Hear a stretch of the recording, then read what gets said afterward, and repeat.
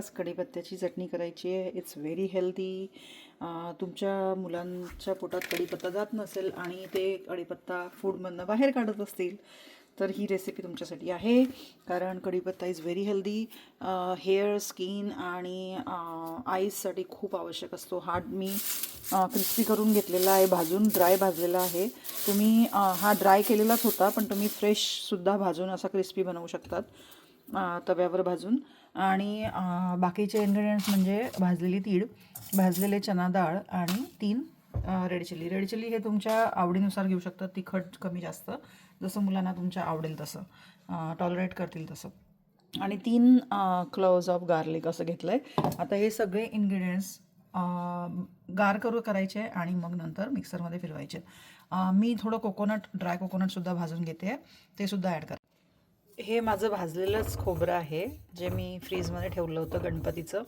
मी भाजून ठेवलं जेणेकरून ते खाऊट होऊ नये चवीला. सो हे थोडंसं फक्त गरम करून घेते आणि असं तुम्ही ते भाजून घ्यायचं आहे छान गुलाबी रंगाचं.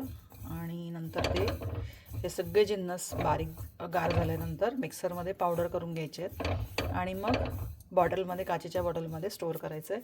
जेव्हा तुम्ही राईस खाल तेव्हा राईसबरोबर ही चटणी ॲड करून खायची आहे. किंवा तुमच्या कोणत्याही भाजीमध्ये ही चटणी 1 चमचा जरी घातली तुम्ही तरी तुमचं पर्पज पूर्ण होतो, की जेणेकरून मुलांच्या पोटात ते जातं, त्यांना दिसतही नाही की कढीपत्ता आहे आणि त्यांच्या पोटात तेच पोचतं.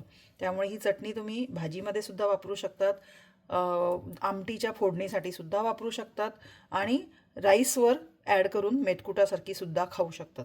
चला तर मग recipe. Guys, I forgot to mention you, I have to add little bit black pepper also for flavor and digestion. It's really good for digestion. ही जर चटणी तुम्ही विंटरमध्ये खाल्ली तर तुम्हाला खूप हेल्प होतं, कारण ब्लॅक पेपरमुळे. आता इंडियन मिक्सीमध्ये फिरवून घ्यायचं आहे.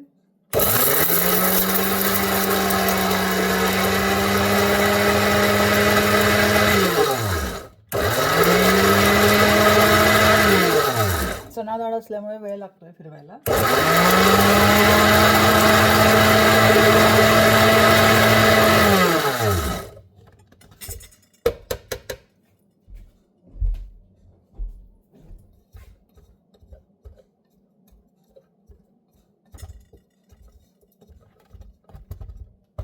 या झालेलं आहे. आता दाखवते. आता हे बघा, पावडर झालेली आहे आणि मला अशी थोडी दाणेदार आवडते, जेणेकरून त्याच्यामुळे थोडे आपल्याला कुठेतरी चना डाळाचे दाणे दिसतात.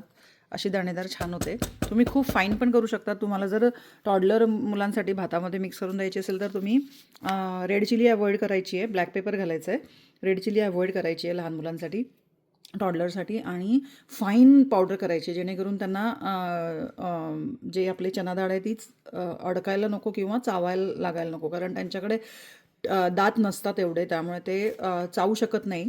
तर तुम्ही फाईन पावडर करायची आहे. लागली तर तुम्ही स्ट्रेनरने स्ट्रेन पण करून घेतली तरी चालेल टॉडलरसाठी. आणि रेड चिली अवॉइड करायची आहे. Black pepper is important.